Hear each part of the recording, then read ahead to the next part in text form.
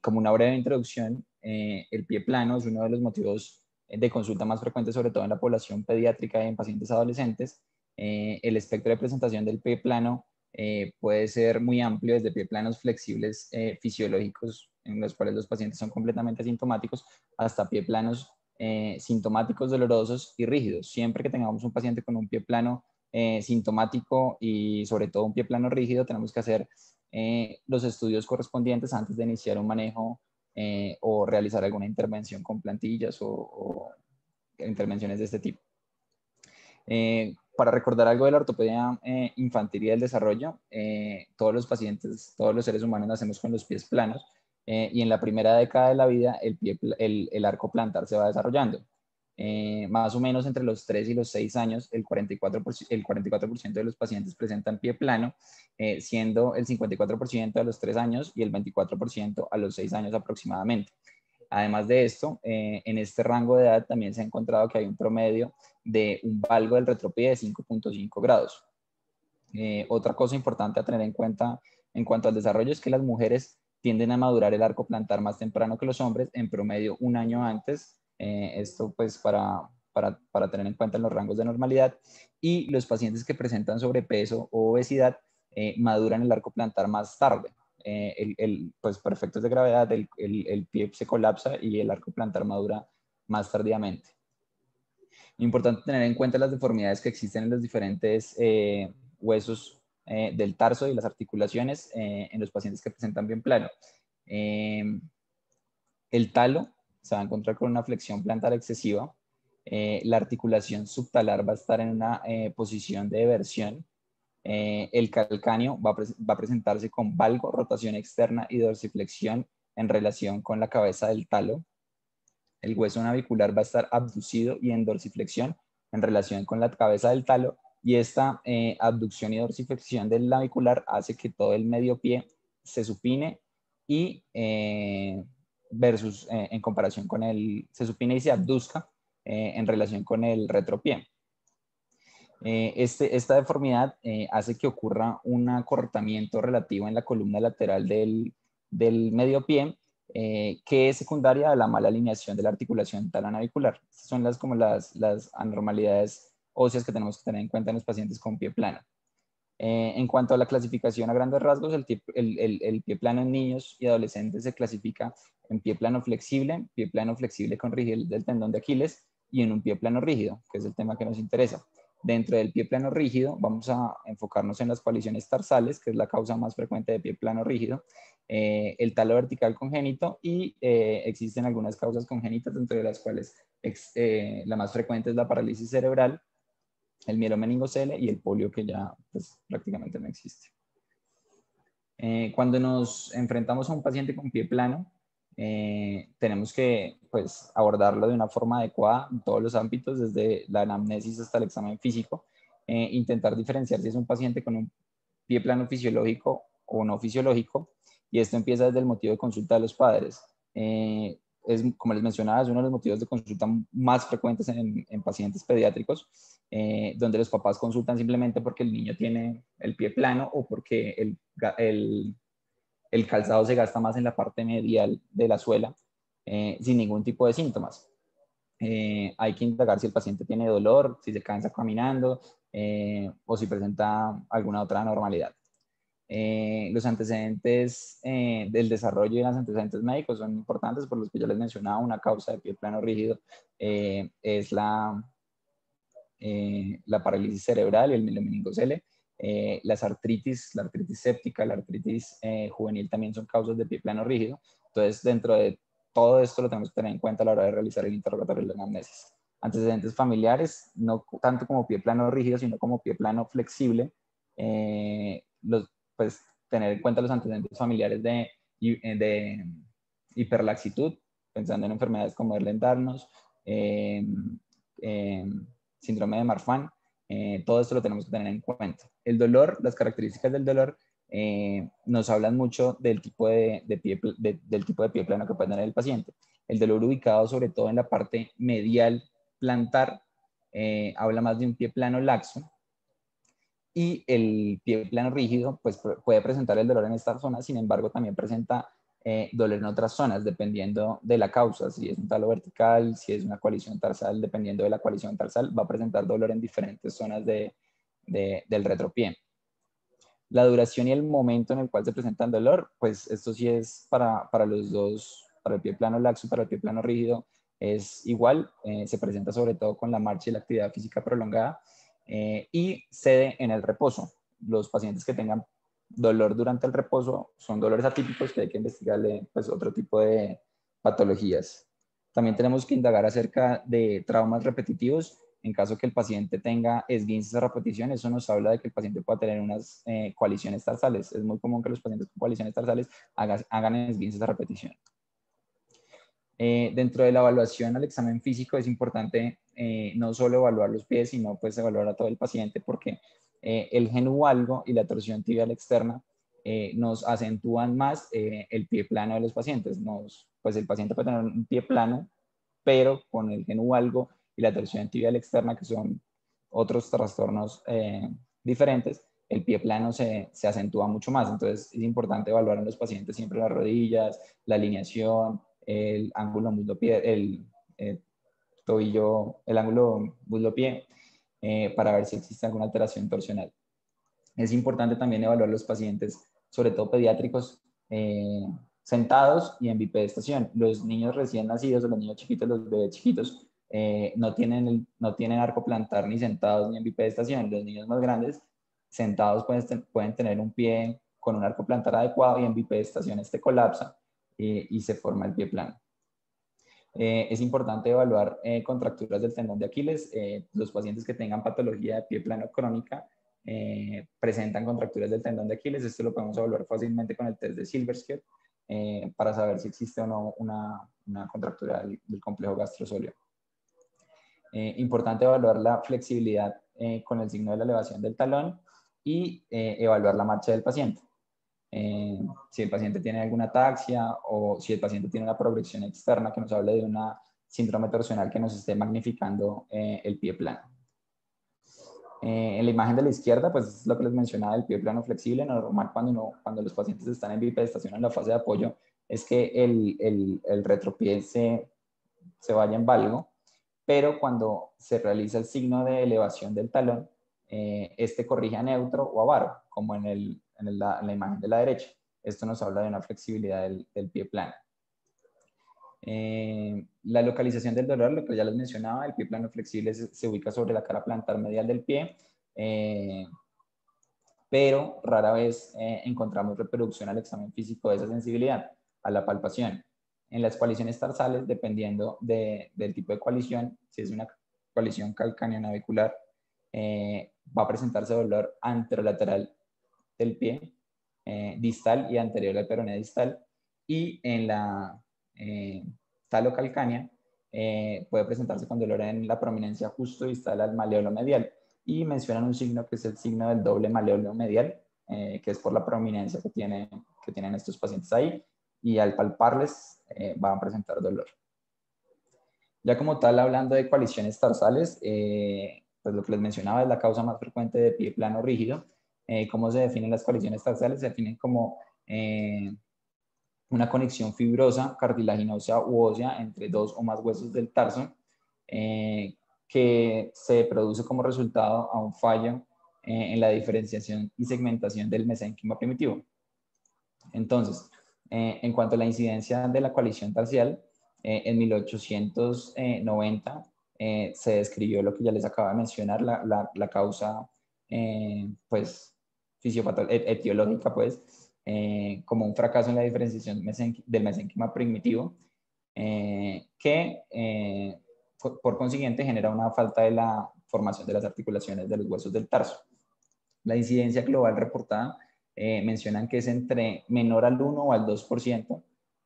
Sin embargo, hay muchos sitios que dicen que esto no es del todo cierto porque pueden subvalorarse la prevalencia de coaliciones tarsales en pacientes asintomáticos. Incluso hay artículos que reportan solo las coaliciones calcáneo-escafoideas entre el 5% más o menos de la población, que es mucho más alto. Sin embargo, la prevalencia reportada en la literatura en la gran mayoría es del 1 al 2%. Ya como tal, dentro de las coaliciones tarsiales las más frecuentes, el 90% van a estar entre la talocalcánea y la calcánea escafoidea como causas de coalición tarsal, siendo la más común la talocalcánea. Existen otras, pero pues son muy poco frecuentes y casi no son relevantes en la práctica clínica. La bilateralidad de la presentación de esos pacientes, en cuanto a los pacientes que se presentan con coaliciones talocalcáneas, la bilateralidad se presenta entre un 20 y un 60%, y en los pacientes con coaliciones calcáneas escafoideas entre un 40 a un 68%. El rango de presentación, la gran mayoría de los pacientes que uno pues coge con estos hallazgos de pie plano rígido con coaliciones tarsales están entre los 8 y 16 años.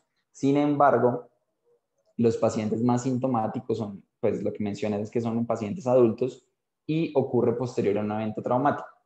¿Por qué ellos describen que hay ausencia de síntomas antes del evento traumático? Porque a pesar pues de tener la coalición tarsal, los pacientes tienen una adecuada alineación en neutro y ausencia de espasmos de los tendones y de los músculos peroneos.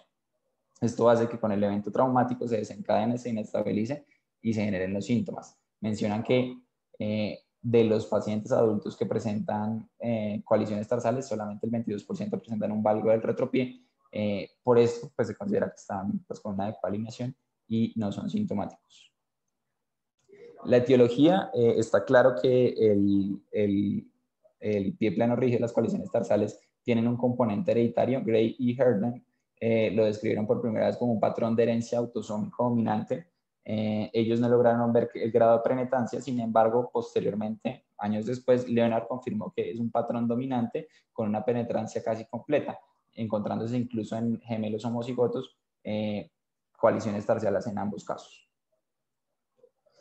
Dentro de las características clínicas, los pacientes se van a presentar con dolor vago sobre el seno del tarso, en la cara medial del retropié.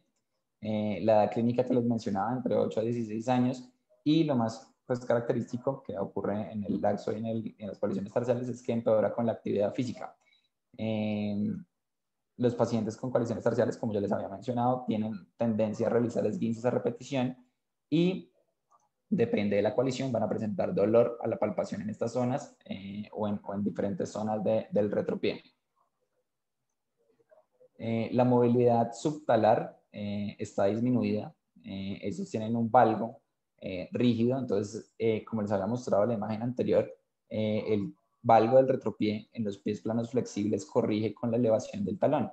Este es un ejemplo de un pie plano con una coalición tarsal, un pie plano rígido donde se hace la elevación del talón y el valgo no corrige. ¿Sí? Hay que evaluar en estos pacientes la movilidad de la articulación subtalar y hay que tener cuidado con la articulación talonavicular y calcaneocuboidea. ¿Por qué? Porque cuando tenemos un pie plano rígido, la articulación subtalar pues tiene una movilidad disminuida, pero estas dos articulaciones, sobre todo la talonavicular, compensan estos movimientos y podemos pues en el examen físico confundirnos y no evaluar adecuadamente la movilidad subtalar. Otra cosa importante es que las coaliciones talocalcáneas se presentan con pies planos, más planos y más rígidos en comparación con los pacientes que se evalúan con coaliciones calcáneo-escafoideas. Entonces, esto es como un dato importante. En cuanto a las características radiológicas, existen pues características para cada una de las coaliciones tarsales, para las dos en particular. Para la coalición calcáneo-escafoidea, existe la evaluación en la radiografía oblicua, donde se ve mejor definida la coalición tarsal. En la imagen de la izquierda vemos la radiografía oblicua, señalada por la flecha negra, donde hay una coalición con un componente de cartilaginoso todavía, donde se ve una pseudoarticulación. Y en la imagen de la derecha, en una radiografía lateral, marcado por las flechas negras, está una coalición calcáneo-escafoidea osificada completamente con el signo de la trompa del oso hormiguero, que es el signo característico de las coaliciones calcáneo-escafoideas. En cuanto a la coalición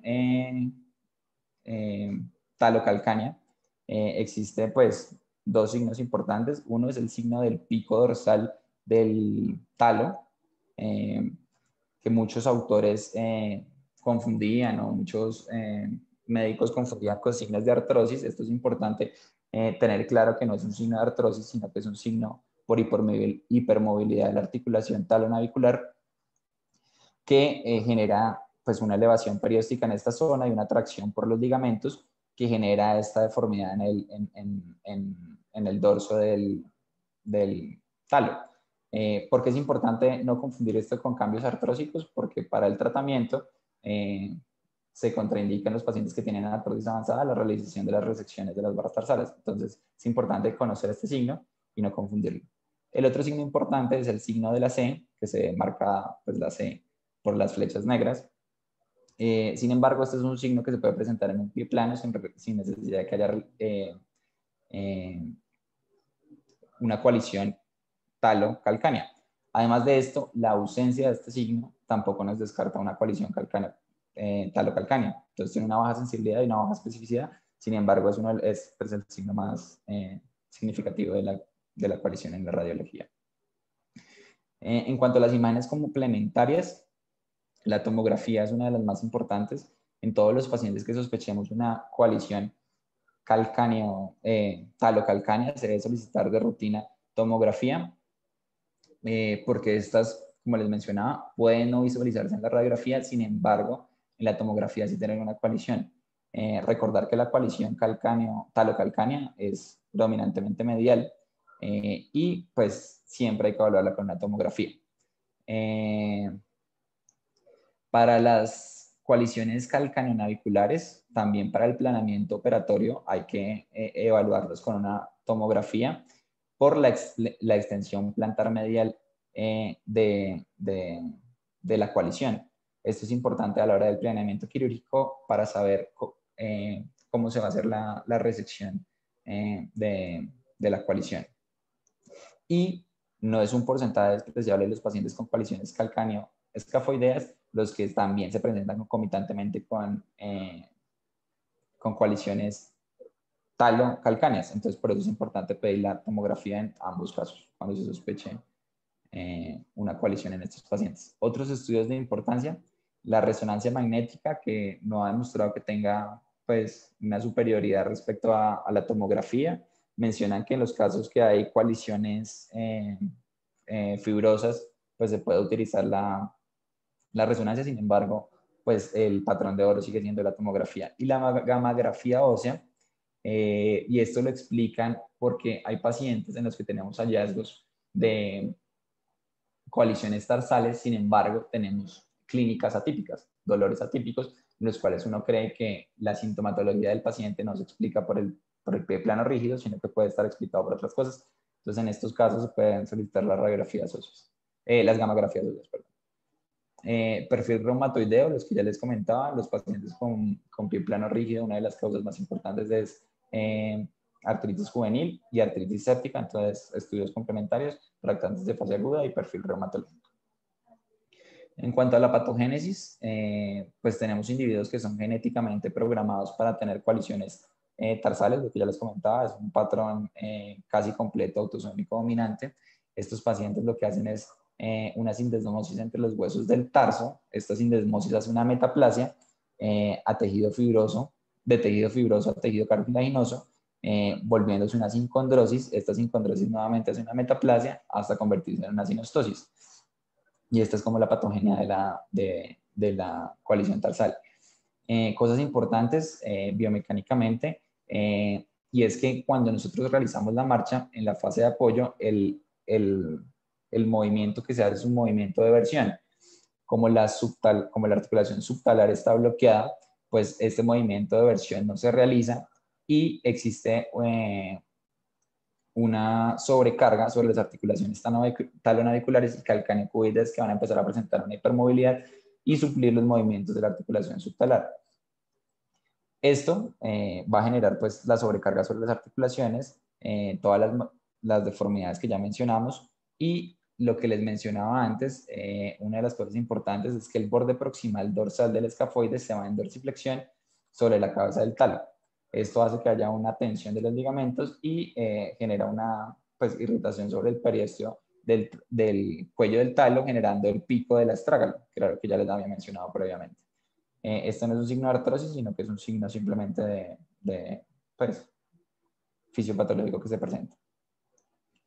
En cuanto a la historia natural del pie plano rígido, de las colisiones tarsales, mencionan que el 25% de los pacientes que presentan se vuelven sintomáticos y esto ocurre en el momento en que el hueso, en el que hay una metaplasia de cartílago a hueso. Para los pacientes con coaliciones calcaneonaviculares ocurre entre los 8 a los 12 años y para los pacientes con talocalcaneas entre los 12 a los 16 años. La edad en la que ocurre esta metaplasia a hueso para volverse una sinostosis coincide con el momento de mayor progresión de la deformidad, valgo al retropié, aplanamiento y una mayor rigidez. Entonces, el tratamiento. El tratamiento se debe realizar para pacientes solamente con coaliciones tarsales dolorosas. Lo que ya les mencionaba, existe un gran porcentaje de pacientes que no son sintomáticos. Estos pacientes lo que mencionan es que no se debe realizar ningún tipo de manejo, simplemente pues, esperar el curso natural de la enfermedad. El objetivo es intentar aliviar por medio de tratamiento no quirúrgico la sintomatología, modificando las actividades con medicamentos analgésicos y antiinflamatorios. Mencionan plantillas acolchadas y una cosa que mencionaban es la bota de yeso, que se puede colocar bota de yeso para caminar, que se coloca un periodo y los pacientes presentan mejoría a las 24 horas a 72 horas posterior a esto. Mencionan que las plantillas para corrección del arco plantar firme causan dolor en estos pacientes, entonces pues no se utilizan. En cambio las plantillas planas acolchadas no generan sintomatología ni dolor en estos pacientes. En cuanto al manejo quirúrgico, mencionan que la resección de la coalición se presenta con buenos resultados, entre un 80 a un 90%. Importante lo que les mencionaba y otra vez les vuelvo a decir, lo del pico del astrágalo, que algunos autores o mucho tiempo se creía que era correspondía a cambios artrósicos y contraindicaban el procedimiento por esto. Sin embargo, pues ya sabemos que no es un cambio artrósico, sino son cambios naturales de la enfermedad. En el 2019 se describió la interposición grasa tras la resección de la coalición y esto demostró que existe mejor resultado y disminución de las tasas de recidiva posterior a la realización de la resección de la coalición tarsal. Entonces, vamos a ver la resección calcaneonavicular con interposición. El paciente ideal que ellos mencionan para realizar la indicación de procedimiento quirúrgico es un paciente menor de 16 años que se presente preferiblemente con barras cartilaginosas sin otras coaliciones en otros lados, ni artrosis, en los cuales se ha intentado el tratamiento conservador y no ha sido exitoso. Mencionan que cuando nosotros realizamos la resección de la coalición y el paciente persiste con síntomas es porque se hizo una resección incompleta. Y por esto era que les mencionaba la importancia de la tomografía en el planeamiento quirúrgico. Entonces, cuando vayamos a hacer el procedimiento quirúrgico, hay que tener en cuenta que estos pacientes tienen una coalición calcaneonavicular que suele tener más o menos 25 milímetros de profundidad desde la parte dorsal lateral hacia la parte plantar medial. Y es ahí donde debemos realizar la resección. Entonces, el abordaje que se realiza es un abordaje de Ollier, donde se hace la incisión extendiendo de más o menos los tendones extensores largos en dirección hacia los tendones peroneos. Se realiza el abordaje, se identifica la fascia del músculo plantar brevis, se incide longitudinalmente la fascia y posteriormente se rechaza el músculo hacia distal y se incide el tejido graso que está periférico al seno del tarso. Este tejido graso se diseca y se rechaza y en ese punto encontramos la coalición calcáneo-escafoidea. Importante, lo que les mencionaba, tenemos que hacer una exposición adecuada y amplia. Menciona que tenemos que, para ubicarnos espacialmente, exponer la articulación talonavicular y calcáneo-cuboidea para tener una adecuada ubicación espacial. Y después de que la exponemos, realizar ahí sí la resección de la coalición. Menciona que la resección de la coalición no se debe hacer en triángulo, sino se debe hacer en una resección en forma de trapezoidal, con cinceles de aproximadamente un cuarto de pulgada o media pulgada, y no se debe cortar excesivamente, comer excesivamente, porque podemos alterar la mecánica de la articulación talonavicular, ni comer muy poco, porque podemos dejar coalición residual y esto hace que se reproduzca nuevamente la coalición. Entonces es importante en estos casos saber que la zona por la que más falla es por la zona plantar medial.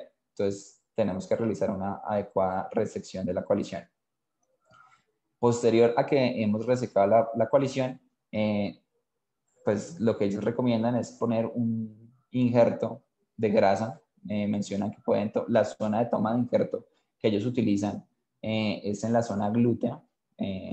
Toman el injerto ahí sobre el pliegue, donde no queda pues una cicatriz evidente, y se realiza la interposición y posteriormente con el músculo extensor brevis se cubre esta zona y se sutura. La imagen de la izquierda, es una coalición tarsal, la radiografía oblicua donde se evidencia la coalición calcáneo-escafoidea, y la radiografía de la derecha posterior a la resección, donde se evidencia que se resecó por completo.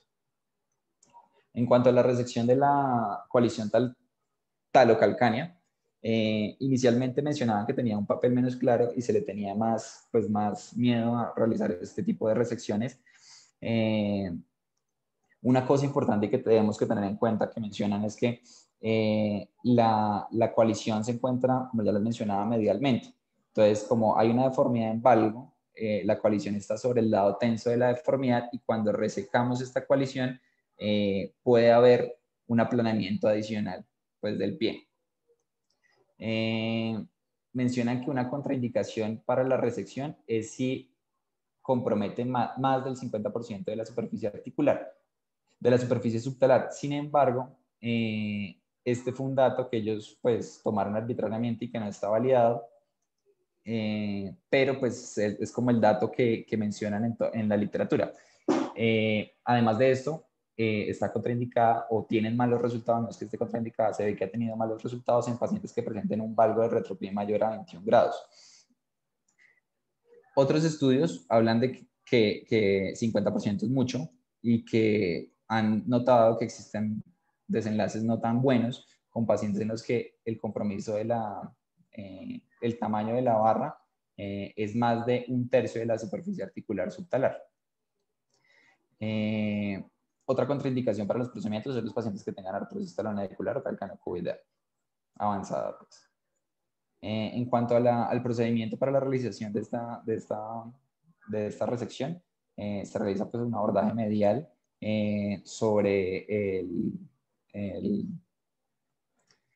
centrada sobre el tendón del flexor largo de los dedos, flexor común de los dedos, sí, sobre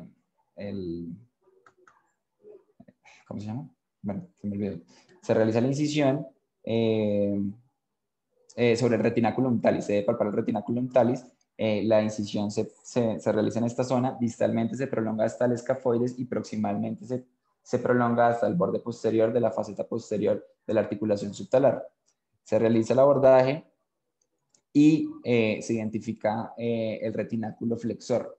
Se debe incidir longitudinalmente el retináculo flexor, identificando el flexor de los dedos, el flexor largo de los dedos, el cual se debe rechazar hacia plantar, y de esta forma se rechaza el paquete vascular hacia plantar. Se rechaza junto con el flexor largo del hallux, y superior al sustentáculum talis,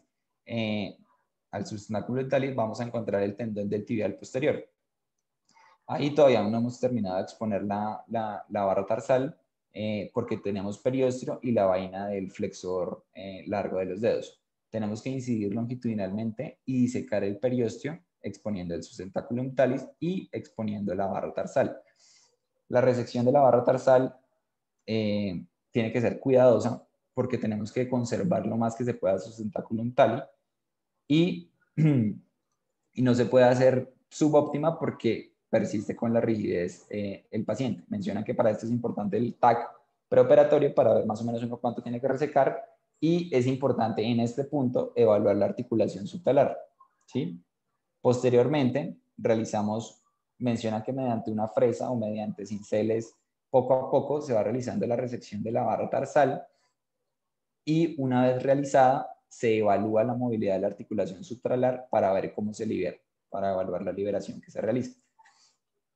Aquí también ellos mencionan o recomiendan la colocación de injerto graso, también del tomado de la zona glútea, y se fija o se protege con la sutura del periósteo y de la vaina del flexor largo de los dedos.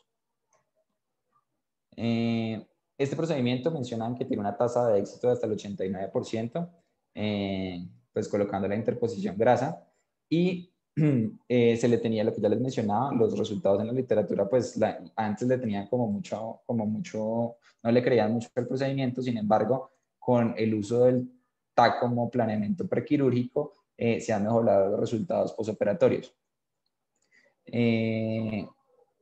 Una cosa importante es que la mayoría de los pacientes tienen un valgo fijo del retropié y cuando realizamos la resección de las barras tarsiales, la movilidad de la articulación subtalar no va a mejorar al 100% ni va a corregir todo el valgo. Entonces ellos mencionan que en casos de pacientes que tengan deformidades importantes, se pueden complementar estos procedimientos quirúrgicos con osteotomías calcáneas varizantes donde se medialice el calcáneo para corregir un poco del valgo. Ellos mencionan que estos procedimientos se pueden hacer conjuntamente o independientemente, así no se vaya a realizar una resección de las barras tarsales.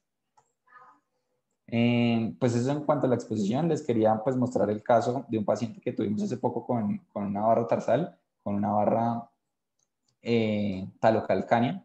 Estas son las radiografías del paciente. El paciente tenía un cuadro, es un paciente de 12 años, tenía un cuadro clínico de dolor, pie plano bilateral de predominio derecho, dolor con la marcha y al examen físico pues tenía una limitación de la movilidad de la articulación subtalar y un pie plano rígido. Las radiografías eran estas, donde se documenta evidentemente un pie plano rígido, sin embargo, pues no se les ve ninguna ninguna coalición tarsal.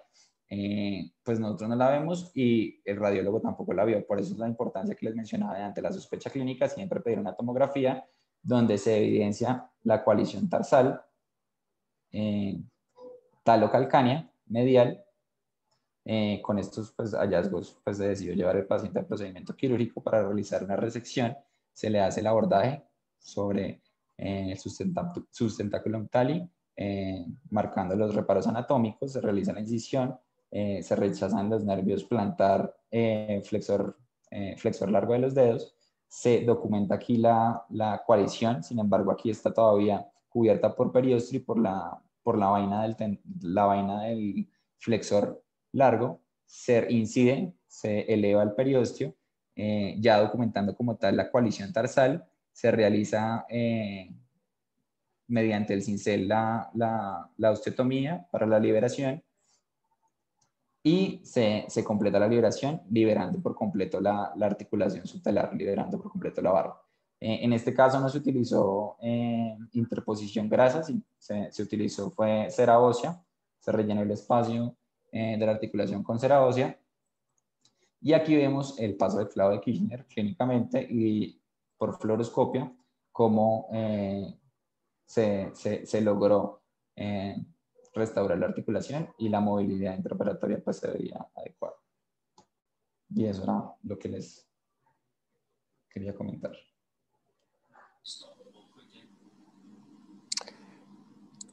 Preguntas para Santiago. Doctor, una pregunta. ¿Hay diferencia entre el uso de cera ósea y el uso de grasa que creo que mostró Santi en la presentación? ¿O por qué se prefiere hacer a doctor? No, lo que uno debe hacer después de retirar toda la coalición es interponer algo. Ese algo puede ser sutura, ese algo puede ser un pedazo de tendón, ese algo puede ser grasa o está escrito también colocar lo que lo colocamos a él, cera ósea en grandes cantidades. Y la idea es que el hueco sea rellenado con esto para que no haya la posibilidad de que crezca hueso otra vez y rellene se vuelve a formar la coalición. Pero si ustedes ven en esa foto, la coalición es enorme y entonces uno lo que hace es un hueco enorme en esa zona y inmediatamente uno ve cómo después de resecarla, de alguna manera hay una movilidad subtalar que el paciente no tenía. Y lo que hacemos es mirarlos en el tiempo, la posibilidad de hacer una osteotomía. Este paciente creo que tenía 12 años, 12 la años. posibilidad de hacer una varización del calcáneo es una posibilidad si persiste con su pie plano valgo. Pero lo más importante es quitarle el dolor. Y el dolor se los quita uno haciendo esta resección quirúrgica. También en el departamento, en la sección también tenemos experiencia con la resección de las calcáneos naviculares. Y como decía Santiago, son con frecuencia bilaterales. Pero lo más importante es sospechar. Ustedes tienen que sospechar la presencia de una barra. Se sospecha cuando ustedes examinan y ven asimetría por atrás de los dos retropiés. Y cuando clínicamente ustedes los ven caminar y ven que hay una anomalía en la marcha. Pero nos llegan con frecuencia niños que han sido valorados por ortopedistas pediatras toda la vida y que han usado plantillas. Ya no se usan tanto las botas ortopédicas, pero nos llegan y han sido tratados como pies planos. Y el cirujano de pie descubre que eso no es un simple pie plano fisiológico, sino es un pie con una patología. Y es básicamente falta de examen, ¿no? Todo esto se diagnostica y se confirma, obviamente, con el TAC. ¿Quién está? ¿La doctora Montoya está por ahí? Sí, doctor Morales, acá estoy. Ah, bueno. ¿Alguna opinión, doctora? De acuerdo, como reforzar lo que decía el doctor Morales ahorita, no solamente en los casos ya de pacientes adolescentes, no solamente se hace la resección de la barra y la interposición de tejidos para que no vuelva a consolidarse esa zona cruenta del hueso que queda, sino que en muchos de los pacientes que ya son adolescentes y que además tienen una mala alineación del pie con valgo, con abducción, sobre todo en las barras subtalares, que son las que más posición en valgo tienen. En ellos, en los adolescentes, pues hay que pensar no solo en la resección de la barra, sino en la cirugía para alinear de nuevo el retropié y, si es el caso, también corregir la abducción del antepié. En ese caso, con osteotomías medializadoras del calcáneo, Evans o una artrorisis si está indicada. Y para ustedes, pues lo más importante, como ya decía el doctor Morales, reforzar en aprender a identificar o diferenciar los pies planos laxos de los flexibles, los pies planos laxos de los rígidos. Y si clínicamente ven que son rígidos, pues solicitarle el estudio radiológico pertinente para documentarlo. Muy bien, Santiago, por la presentación.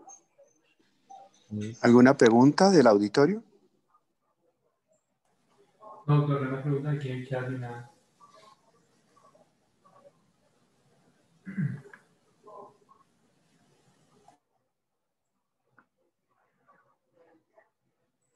No hay preguntas en el chat. Bueno, listo. Bueno, Santi, gracias. Un buen Doctor, fin de profe. semana a todos. Gracias. Descansen. Gracias. Buenas tardes. Gracias.